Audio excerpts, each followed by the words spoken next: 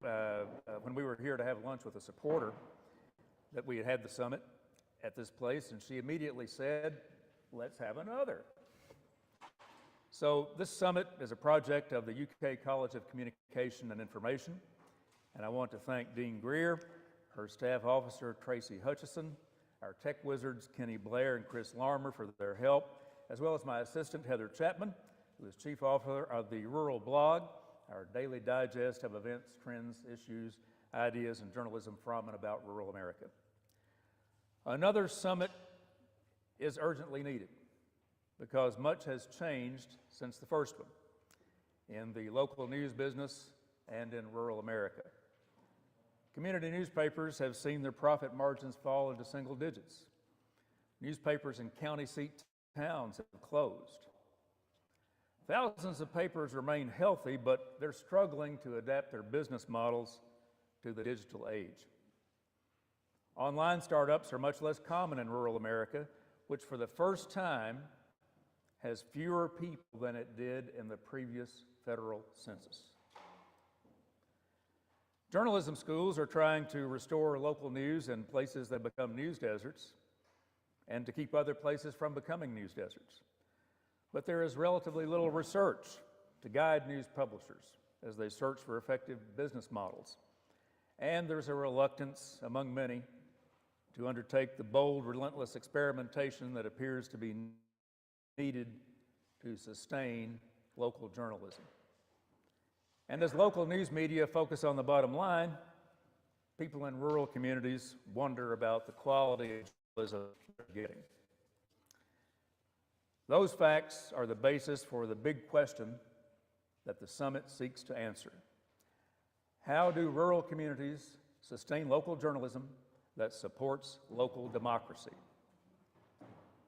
Most of the talk today and tomorrow will be about newspapers because they remain the primary fact finders in American communities. But we phrase that main question more broadly because any local news medium requires the support of its community to be successful. For newspapers, that support now must be more than subscriptions. And we have several speakers who will talk about how they are doing that and where they're getting help. One of the more encouraging developments of the last few years has been the increasing role of local, regional, and national philanthropy to support local news, and we have speakers from that realm. An underlying purpose of this summit and of having it in person is to help create and strengthen connections between local media and folks who want to help them, including those of us in the academy. Journalism schools are becoming important players in sustaining local news, and we will hear from some academics who are at the forefront of that. Our top-ranking academic is Dean Jennifer Greer, so let's hear from her.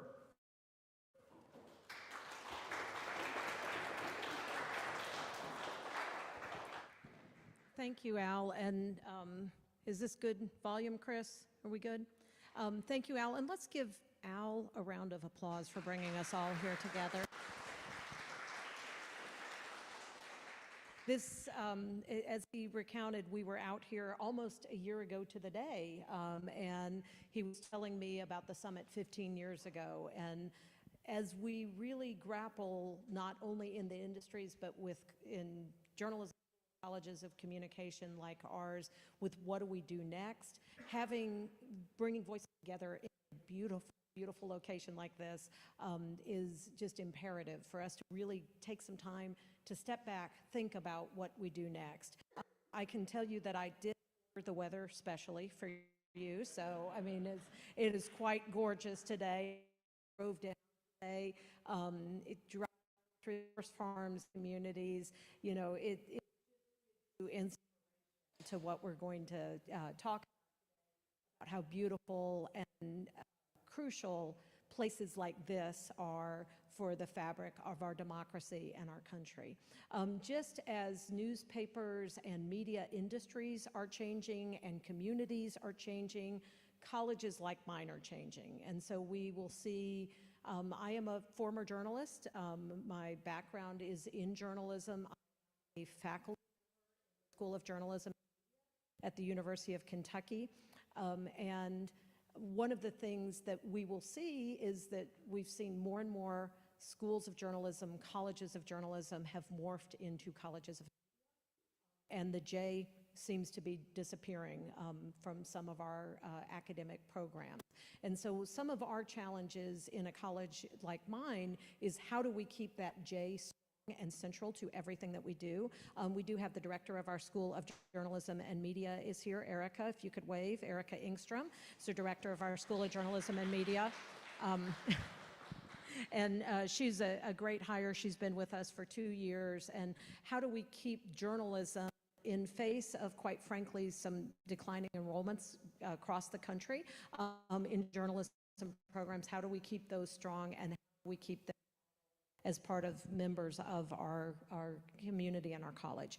Our college, like many of the colleges around the country of our type, has 4 different programs. It's got journalism and media that we've talked about, and that also has media production, which is going to be a key part of communities. Is this cutting in and out? Okay. Media production, you know, is going to be key in how are we getting video and how are we getting multimedia out to our communities. We also have integrated strategic communication, which has advertising and PR in an integrated way. We have the Department of Communication. And then finally, we have our School of Information Science, which has our library science program and our information communication technology program. We're blessed to have one of our new faculty members in library science here. Shannon, if you want to wave. She's not even started yet, but she has worked in public libraries in rural communities. And when she was interviewed for the job, she asked about the institute. And I think one of the things that, yes, we do have college communication, colleges of media, but with that multidisciplinary approach to things, we might be able to solve these problems stronger. And I do think libraries are going to be a key part of getting information to our communities and keeping that democracy and free flow of information strong to serve our communities. Before I turn it back over to Al, I did want to thank the many donors that have helped make this event possible. I think it was a great stroke of genius the first time you guys did it. If you guys get here, we will take care of the rest, and we're doing the same this year, and hopefully we're not 15 years to do this again. But we do have many, many donors at the University of Kentucky, largely due to this man here, who are very passionate about rural journalism and community issues and have been very supportive of the work of the Institute. And we do thank them for their support to make this possible. And with that, I'll turn it back to Al. Thank you guys so much.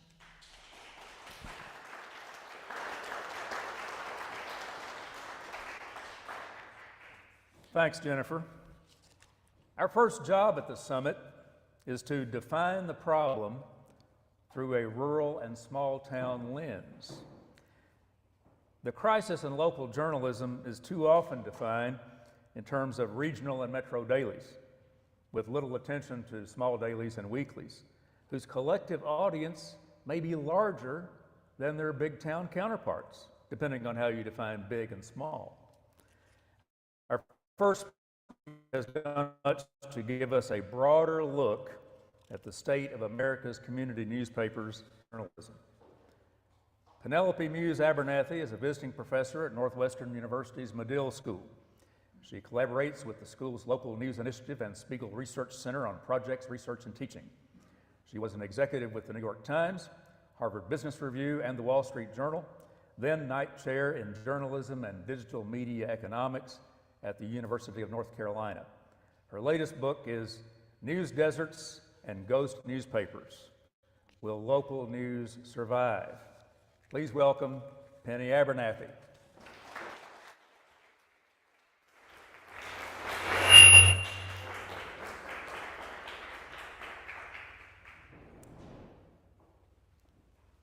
I can't get it to work, but anyway. Got it. Great. Thank you. Well, thank you, Dean Greer, and thank you, Al. I'm really glad to be here. My heart is in rural America, being born and raised there. My passion, my journalistic passion, is in rural America since the day I graduated from high school, and I marched down to the local newspaper and got a job covering American Legion baseball. I've never looked back and never regretted it from all of that. And I draw my inspiration from all that you guys are doing here. I'm so glad you're focused on rural America, because not only has much of it, the debate, concerned state and regional news organizations, it's also looked in many ways at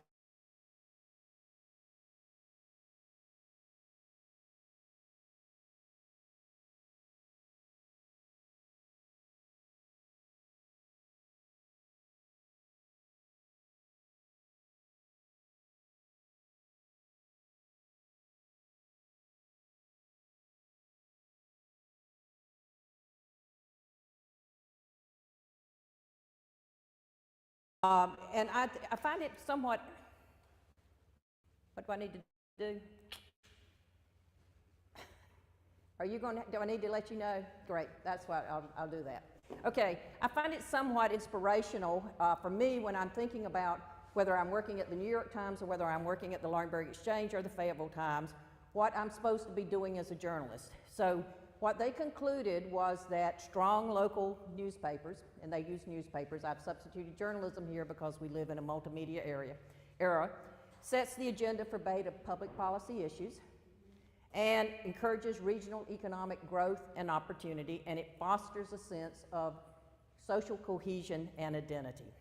Okay, how does it set the agenda? It sets the agenda by the stories that you cover, by where you place those stories, and also, this is really important to think about, by the editorials you do that help solve the problem going forward. It encourages regional economic growth and development, not only by putting advertisers together with local customers, it does it by exposing things that are bubbling just under the surface that are going to affect the growth of the community going forward. And then finally, it creates a sense of social cohesion. Think about it, even in a digital age, we elect our representatives based on geography. We celebrate things based on geography. We have a sense of who we are based on where we come from. So next slide, please. So there are a lot of definitions for what I'm going to talk about. I claim no ownership of News Desert. In fact, I had to do an encyclopedia entry for it just last year, and the term was first used that we could find in 2011 in a Chicago Sun-Times article. So I didn't invent the term. I think it is, and I owe it to you to kind of give you a definition of what I think it is, and my definition has evolved. I look at it as a community, whether it's rural or whether it's urban, where residents have very limited access to the sort of credible news and information that feeds democracy at the grassroots level and helps them make wise decisions. So a strong news organization builds democracy and it builds community going forward from both of those, right? Okay, so I am in the process, as Al knows, of putting together the 2022 report on the state of local news. Doesn't yet have a title, Al, but I thought I would, one of the things that I like about it, although it is a bear to put together all the time, is that it gives you a chance to look at news ecosystems. You look at it each year, compare it over time. So I thought what I would do is start by giving you a look at where I live, which is most of the year by choice. It's rural America down along the South Carolina border, Scotland County, where I was born and raised. And I came back there after 35 years of living in Kansas, Texas, New York, and Vermont by choice, okay? Growing up, here's what I had is in terms of a news ecosystem. The Charlotte Observer, 100 miles away, the Raleigh News and Observer, 100 miles away, the Fayetteville Observer, 50 miles away, were all delivered to the doorstep, even though my parents lived 8 miles out of the country. Okay? We also had 2 TV channels that we could get, WSOC out of Charlotte, which told us what was happening in the biggest city, and Raleigh, where if you didn't mind listening to Jesse Helms' editorials, you knew what was going on in the state capitol from all of that. Okay, and then we had a really good local newspaper that was independently owned, and the editor, in addition to when he found things he couldn't pontificate about on the editorial page, would put it on the front page in a column called Odds and Ends, where he really wanted to stick it to you if you had done something that he didn't approve of or that he really did approve of. He wanted to hold it up so everybody would make sure they would see it going forward. I want to flash forward when we came back in 2008 and where we are today. The Charlotte Observer, the News and Observer, which once covered 58 of the 100 counties in North Carolina, is no longer there. The Fayetteville Observer, which once covered 10 counties outside of Cumberland, is back in Cumberland County and a little bit more. The Laurinburg Exchange has been bought and sold 4 different times, each time traded between private equity groups. It is edited out of the adjacent county. It has 1.5 reporters. So they wouldn't hire me out of high school. They wouldn't hire me probably out of college now because they don't have the ability to do it. We have a very good startup, nonprofit startup, started in Columbus County by a prize-winning editor at the Whiteville News Reporter, who's producing something called Border Belt Independent, funded by the Kate Smith Reynolds Foundation. He does excellent stuff, but none of it gets picked up in the local paper, even though he offers it, because only thing that the person who reports for the paper or the editor has any say over is the front page, right? And so the front page is taken up with whatever they are able to cover. They often aren't able to cover town council meetings, commissioner meetings, school board meetings, or the like. I also live in something called an orphan county. That means that the 3 TV stations I now get come out of South Carolina. So ask me anything you want about Nikki Haley, I can tell you about that, right? I can tell you what the weather is in Myrtle Beach, right? But I cannot tell you whether there's a hurricane warning that's suddenly flashed for my area, nor can I tell you what's going on in the state legislature, right?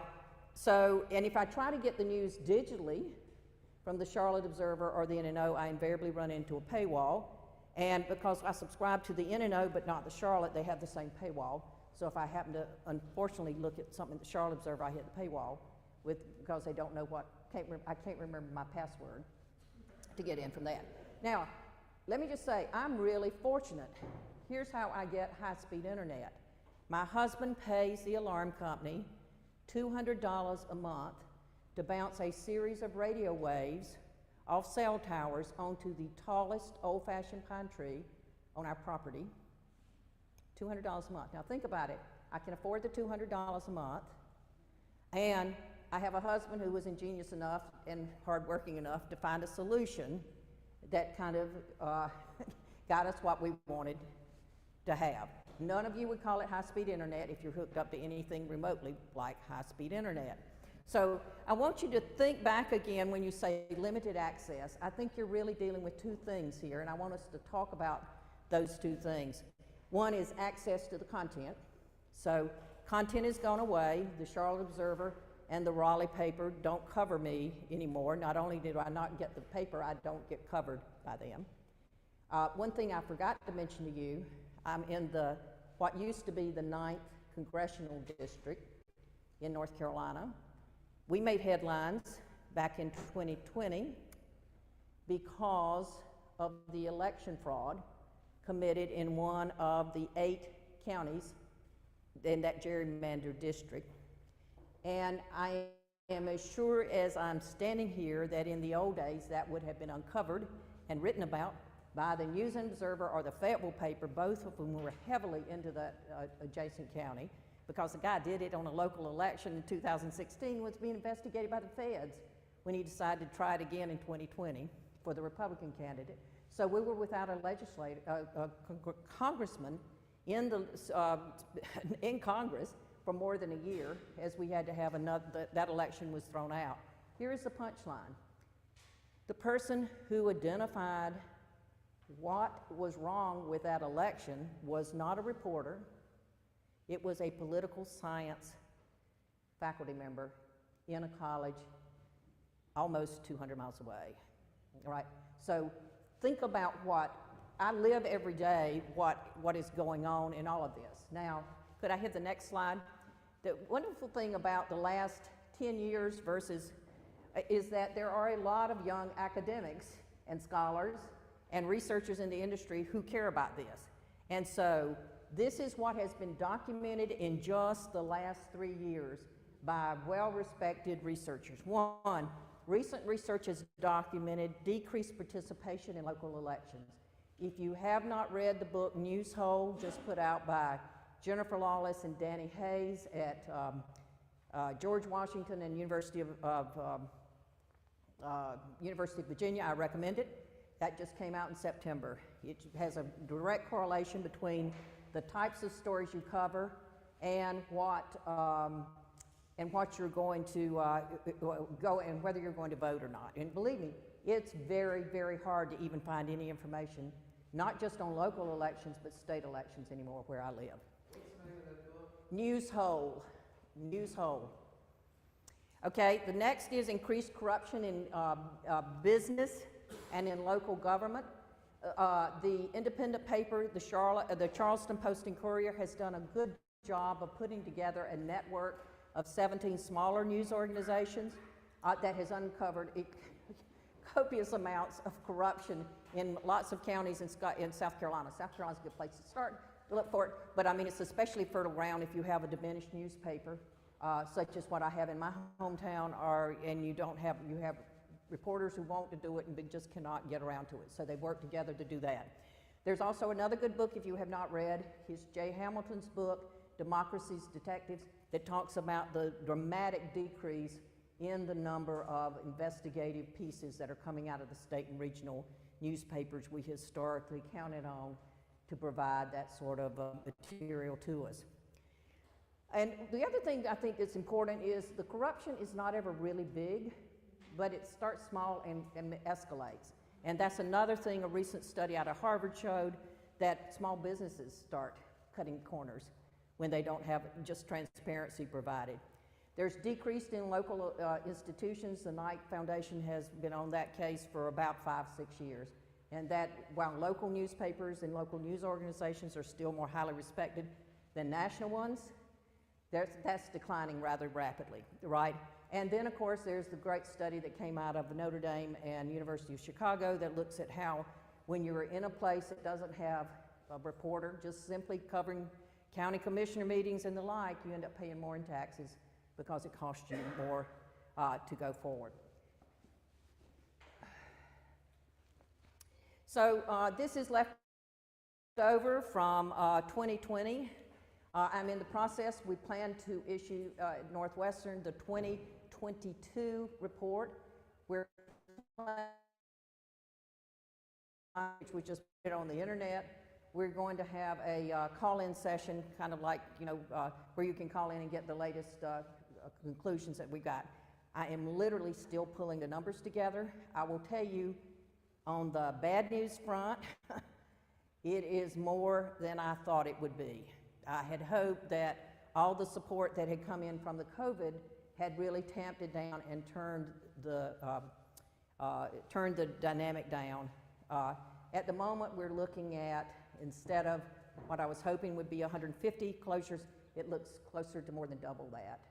Now, closures include actually places that are independent that just cease to exist. It includes mergers. Mergers are usually used by the large corporations. They slip it in the dead of night. Suddenly two newspapers become one, and the most they share is usually a name, and over time that kind of goes down.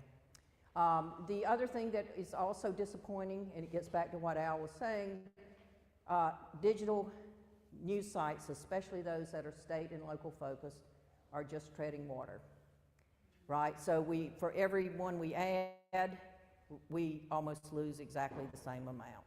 And that is, now here's the good news. We have lots of effort being done at the national level on legislation, at some state levels on legislation. We have more nonprofit money than we've had before. And then we have a lot of innovation going on. And my argument has been all along, there's not going to be one business model, there are going to be many, and it's going to depend on the community you're in on. Let me tell you my other thing. In addition to Dr. Dane's presentation, I've also done 2 books that were launched based on what's the business model going forward for newspapers primarily, because they've been the prime, if not the sole source, for most people living in rural America. But also, so that, you know, there is some kind of notion that what does make a good business model. And here's what I've concluded. I can work with you and help you create a profitable news organization, whether it's digital or whether it's print, depending on three characteristics. First and foremost, what's the demographics of the market? Right? Is it a market that is either more affluent than the U.S. average, or at least on par with the U.S. household average of around 60,000, right? Or is it a market that is growing rapidly? Why is that important? One, you got to have people who are willing to pay and can afford to pay, and if they're affluent, they're businesses who are going to want to reach them, so you can also pull in advertising and sell other kind of services to that. Two, what is the ownership structure, right? Does the owner have the ability to respond to the unique needs and expectations of the residences and the businesses in that community? And unfortunately, most of the large chains that are newspapers owned by the large chains do not have that flexibility. And thirdly, is there enough available capital? And one of the things that I really want to get nonprofits to focus on is, how do you, if you have a limited amount, they cannot solve all the problems that have come from the collapse of the business model. But if you're going to be given money to organizations, how do you get them to also expand beyond the urban areas where 90% of all of our digital sites are located and where most of the nonprofit money is? So it is a real challenge for us, and I think that we're going to have to look not only at for-profit models, which are going to work really well, and if the market has all three of those, you should be able to do a nonprofit model. If it has all three of them, you should be able to craft a for-profit or a hybrid model. We've still got to look at what's going on when the ones that don't have that, where you're disadvantaged from all of that. I want to, here is the profile of Muse Deserts. You can see this is left over from before. I will tell you, we're still running about 6% average difference between a place that lost the news desert versus, that lost a newspaper versus the U.S. average on this. It's down, the great news is about all the money that came in from coronavirus. I think the poverty rate's down around 11%, the lowest it's been in a while. But the poverty rate for people, news counties that lost newspapers is roughly about 16%. And let me just say, some of the places that lost newspapers in the last 2 or 3 years had poverty rates of between 20 and 40%. Right? So what is our responsibility as journalists to be covering those, and how do we do it? There's another problem. Most of these places are not digitally connected. I just told you my story. Most of them do not. Pew Research Center did a really good look last year in which they found out that 27% of people in low income do not have any access to high-speed internet. When you don't have access to high-speed internet, what do you rely on? You rely on your cell phone for everything, including filling out homework and job applications. You also rely on your cell phone for the most customer-friendly app on there, which is Facebook, which is where all the misinformation and disinformation traffics, and where Google does not pay small newspapers to put really important stories up on all of that. So I want to flip back now and just end by a couple of things, and I think a way to think about this as journalists, because even though I've been a good my life on the business side, my heart belongs in just how I was trained, and I think we all have an obligation to begin. In 2011, the FCC put out a report that's getting a little long in the tooth, but was very prescient, called The Communication Needs of Communities. It's about that thick. Whenever I signed it in class, students gasped. But you can read what they concluded was we faced a real information gap. in this country because of the death of newspapers, because newspapers had historically covered small and mid-sized markets. The FCC estimated as much as 85% of the news that made it into there it made it into the ecosystem came out of small and mid-sized newspapers. They came up with these categories. I mean, I live in rural America. Every one of them are relevant to me, whether I'm facing a drought or whether I'm worried about what's going on at the school board. So ask yourself what you're doing first off in your own community. I'm for all the work done by political scientists and economists that looks at what makes for a strong community. So remember, newspapers are problem solvers, but they're also community builders and democracy builders. And I think it's interesting that all of the things they talk about almost correlate entirely with what the FCC came out as important needs from all of that. So just as a check for yourself, do that. And as another check, ask yourself, what is outside your community that you're covering that you're not covering now? Because I think that is, and last, it's working. And last, I want to end with a quote that came from the Knight Commission on Trust, because I think it is what we all aspire to be and where we hope to go. And as we look ahead, you know, I think we get back to the notion, regardless of what form newspapers are delivered, we have an important role to play, not just in our community, but in our society, and in building and solving many of the problems facing us today.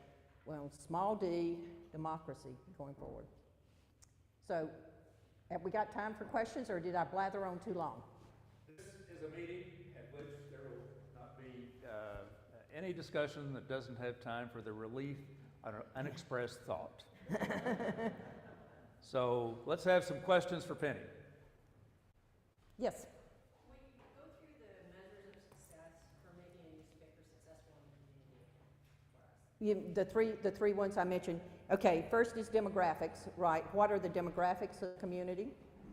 You know, is it a community that has average to above average affluence, or is it growing more rapidly than the U.S. population average, right? So, and the reason for that is if it's growing rapidly, you got advertisers and businesses wanting to reach them, and if it's affluent, you've got people who are willing to pay, like my husband and I do. Okay, second is ownership structure. Does the owner have the ability to respond to the needs and the expectations? I want to say needs and expectations of people and businesses in that community, because most small organizations need not just, they don't make enough from subscribers to cover it along.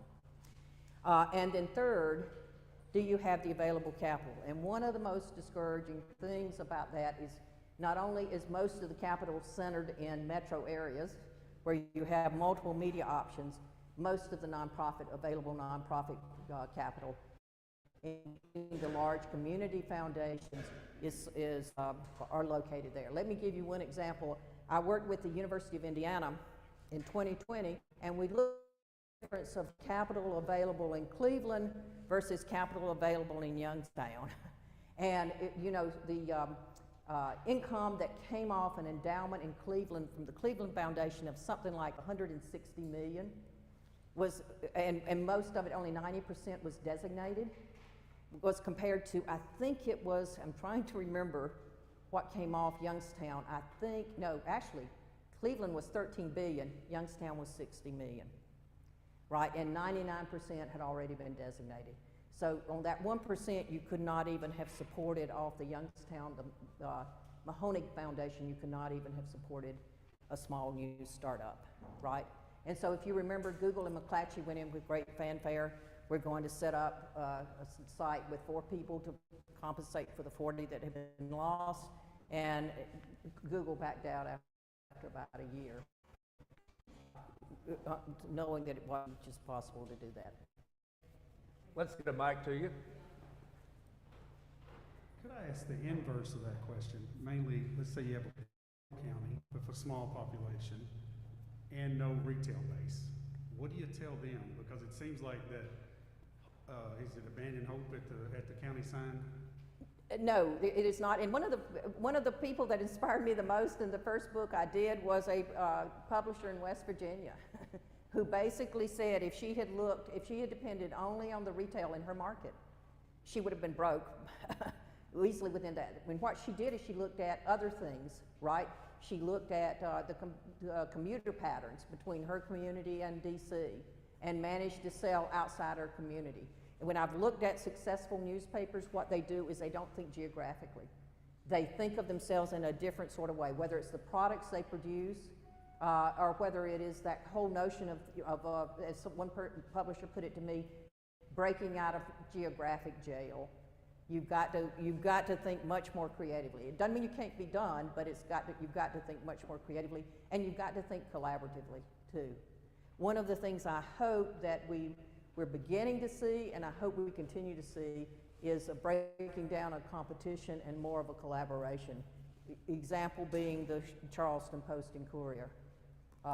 You know, I've even heard it from people in North Carolina who work at the News Observer in Raleigh. When a major hurricane comes through, they're at a loss anymore to find anybody to support them. They've got to send somebody in because all the stringer network is gone as they pull back from all of that. So I think thinking creatively about how you begin to build coalitions that solve it too, or help you on your journalism side. But on the business side, you've got to think much more creatively for that. And I think you've got to start lobbying the nonprofit entities to think about you. I mean, God bless the Kate Smith Reynolds Foundation for thinking about that.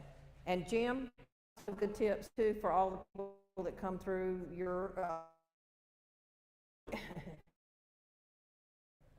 Yep. Let's get a mic to you, Matt, so our online audience can hear the question too. Matt Paxton from Lexington, Virginia.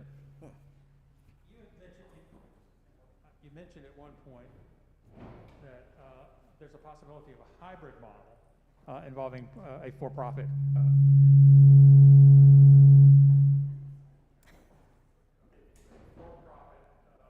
newspaper, but also tapping into some of the philanthropy and Right. the nonprofit side. They almost seem, in my mind, that they're sort of diametrically opposed. How would something like that actually work? Well, Seattle Times has done it. Seattle Times has tapped into grants to cover specific areas, right? Education, or to do specific criminal justice or things like that. So part of it is getting the grants that are specifically focused around what the nonprofits want to look at. That's one hybrid model that has worked for them. It works, I think, for medium-sized newspapers. No, with the exception of several things out there, it hasn't worked in many of the smaller news organizations going forward. The other thing I would say too is thinking about ways that with many of the medium-sized newspapers, they've also looked to ways to use Newsmatch and a whole range of other things around, as well as Report from America, to help raise money to bring in reporters that might cover that. Another question? Yeah. Really interested in. Hang on just a second, Frank. Let's. Frank Taylor. Thank you. Frank Taylor from Carolina Public Press. Hey, Frank. Hey, I'm a former student of Dr. Abernathy's at Chapel Hill. So really interested in the map we looked at that showed the quantified patterns of where we see news deserts. Right. A question that may be a lot harder to capture, but I'm curious about it, whether there have been any studies on this. Has there been any success in trying to quantify the papers that are just not doing public service journalism anymore? Yeah, so one of the things I did in 2020 that I'm not going to have a chance to follow up on, but Phil Napoli has done a great job at Duke of kind of laying that out. And that I use, if you go to usnewsdeserts.com, it's still up there. He uses something, I called it Rate Your News, Rate Your Local News, in which we took the 6 categories and we broke it down even further. Not just are they covering this, because, and I'll tell you in just 2 seconds why I broke it down even further. You can have stuff that qualifies as public safety that it has of no interest to me as public safety. You can have an education story that simply says there's going to be a school board meeting without covering the school board meeting. So you'll see when you go there, there are 6 or 7 with 3 categories. So if you've got it, you kind of follow it over a week period or a month period to come back. And I mean, I think what you're going to find is exactly what Phil Napoli found when he did a survey of 100 news organizations back in 2018, which is that only 1 in 5 of the 100 communities that he looked at had any kind of local stories in any sort of medium, whether it was blogs, whether it was newspapers, whether it was television. But here's the other thing he also went back and found. Of the critical information needs, even newspapers, even in their most diminished states, still hit more of the stories that covered those information than any other category and did it the most often. So, I mean, I think that, yes, we have a lot of what I would call ghost newspapers, whether it's my small hometown or whether it's some of the larger metros.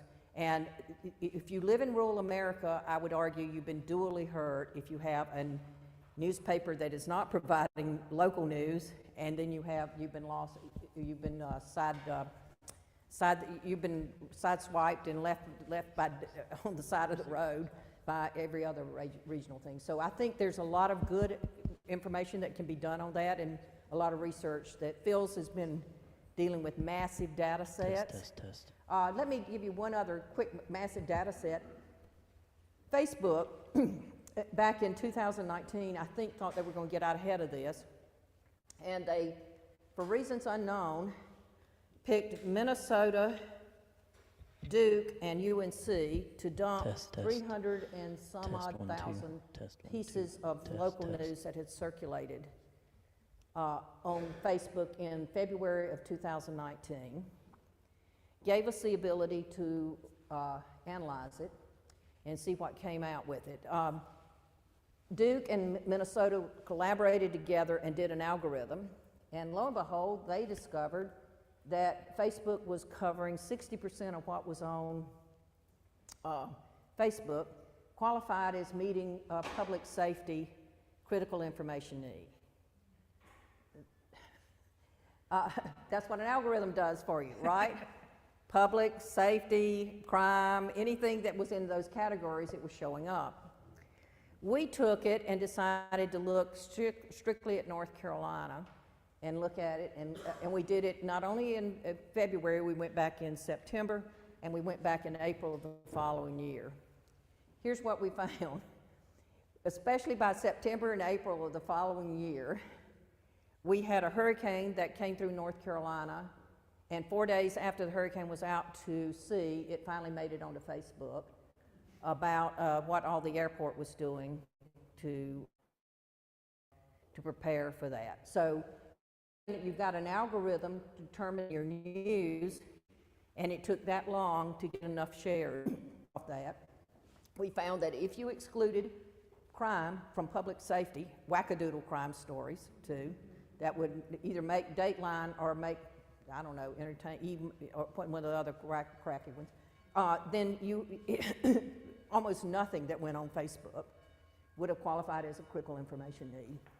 It was heavy on feature stories, wackadoodle feature stories, wackadoodle crime stories, and sports, right, from all of that. And it had been high on obituaries but the obituaries were all coming from the funeral home, not from the newspaper, from all of that. By the way, one thing we found consistently, we've gone in and done surveys of local newspapers, obituaries are often, I hate to tell you this, the best read thing in a newspaper. So think about that. Thank you. Think about that as you, when you think about how you are playing obituaries and the like. So, other questions? They always have been. Yep. Well, you know, it's interesting, the Rutland paper went to a paywall similar to the Wall Street Journal. There are two things the Wall Street Journal never had beyond its paywall. One was opinions, and the other was breaking news. And as a result, they were often, even when the New York Times was not charging it, just behind the New York Times because it got enough traffic for that. Rutland went to a paywall like the Wall Street Journal, put obituaries behind the paywall the first month it went down, put it back out.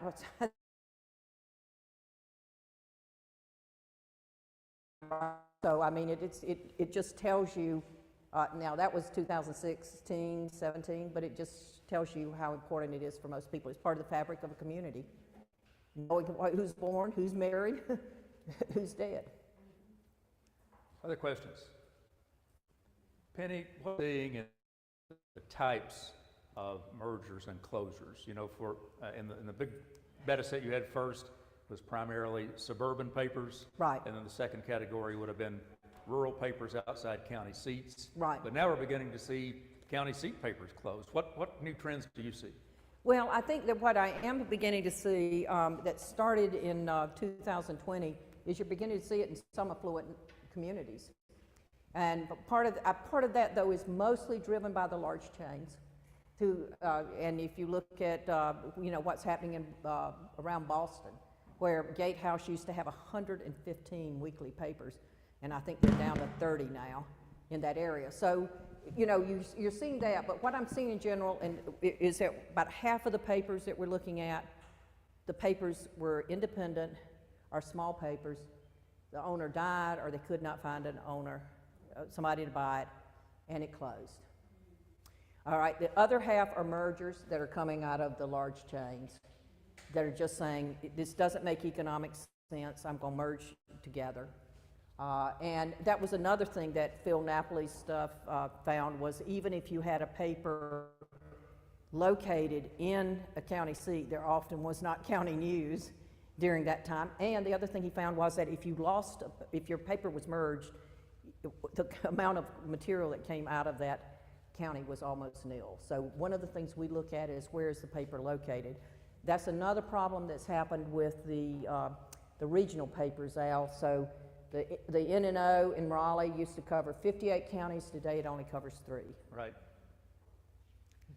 Yeah, there's hardly a paper left in the United States that covers a whole state. Right. You have fewer and fewer that even try to cover outside their metropolitan area. Well, the other thing too that I think, one of the other stories I want to do that I haven't started writing yet for this, that'll probably appear mid-July, so we're going to do the major report on June 29th. If any of you want to be there, just write your email address and we'll get you the link for it.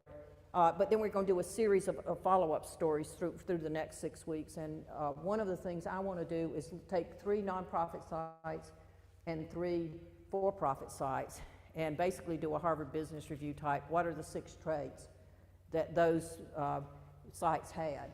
And one of the ones that fascinates me is Carolina Public Press in Apple.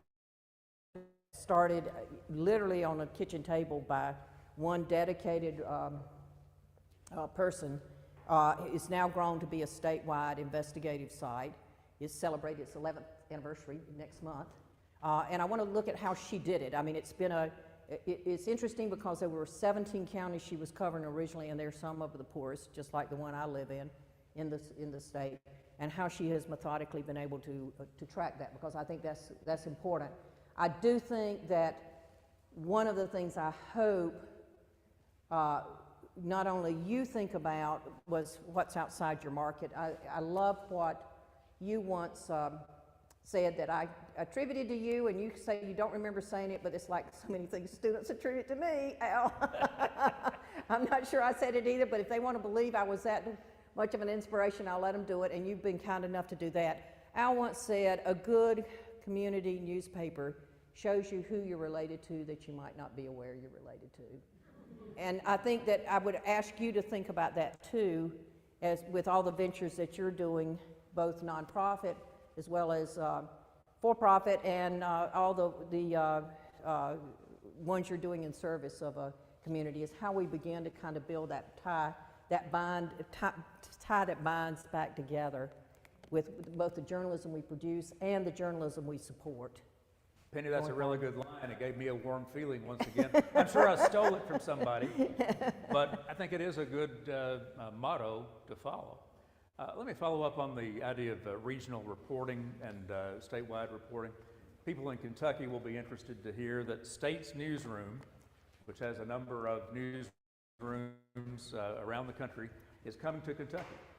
And they called me the other day and said, we're going to hire an editor, we're going to pay him $90,000 a year.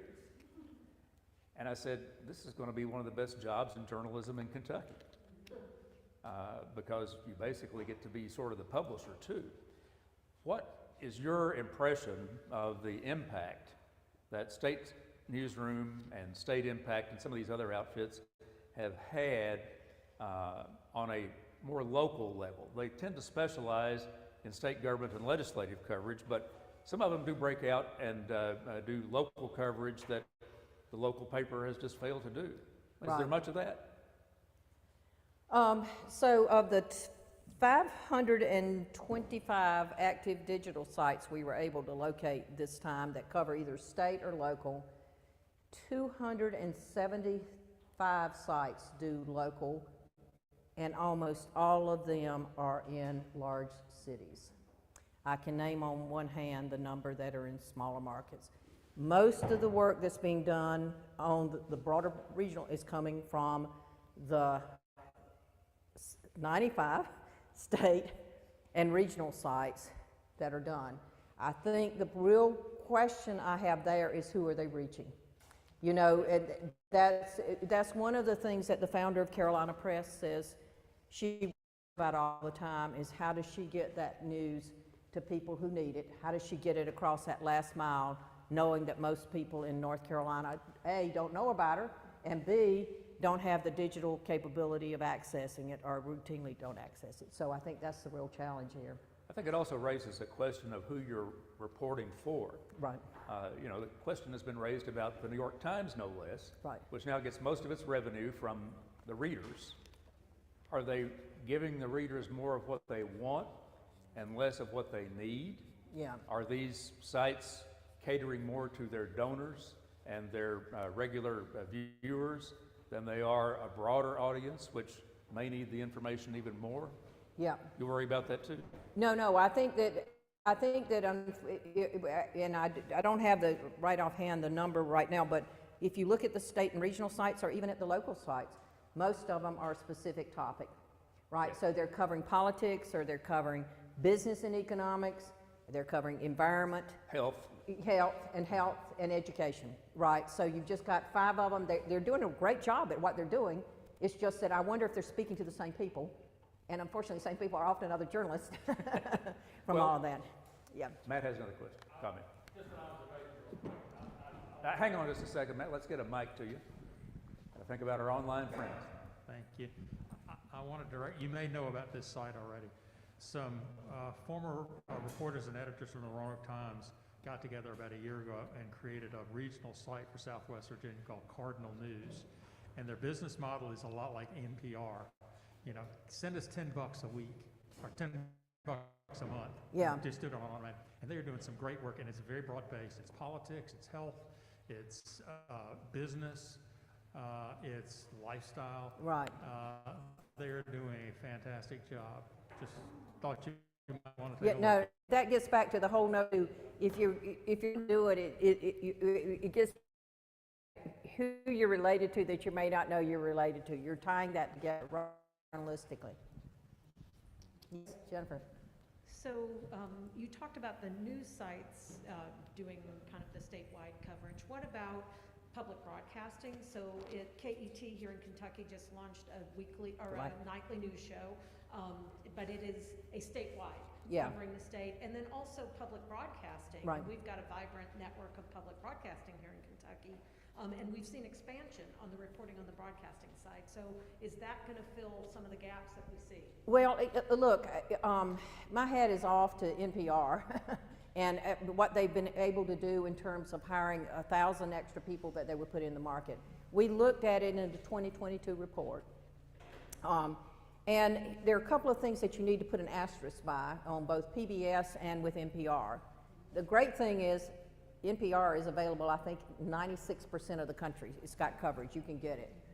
However, I got calls from the people that were heading up the NPR Collaborative in California, and she was chagrined to find that NPR was not, you could not get it over the air in 2 of the counties that are lack newspapers in California because of the mountains or something else, I'm not sure.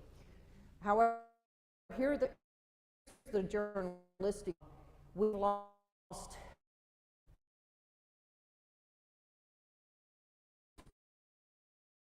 I did and Pew did, thanks to the folks at Pew, it was a good idea and showed me how to get BLS data. Anybody guess what the most jocular position in newspapers has been over the last 15 years? Accountant or general manager, right? The worst have been lost 8% of where they were, and second worst has been advertising sale, 6%. I mean, 70. Newsrooms are down 60%, right? Which is the revenue is. So that doesn't tell us that we're valuing we're valuing accountants and managers more than the other. But the problem with NPR is you cannot have an extra 3,000 people replace what you've lost. The other problem that we found when we started looking at it, and the person at Syracuse who does the annual radio, of all the PBS stations in the country, only 13 have any kind of local news hour, right? And of NPR stations, we found that only 1/4 of NPR stations actually produce local content.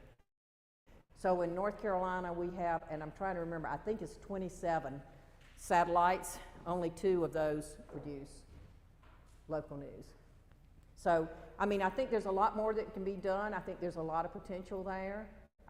They've got the same budget constraints, and why do we call it public?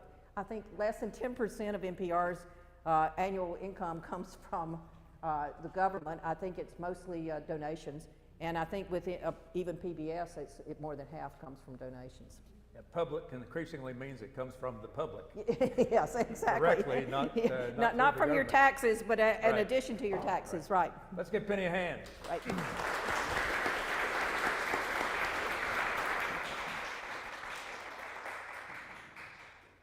That's a broad look at the trends in the industry, and we want to hear now from some people in the industry. If they will please come up.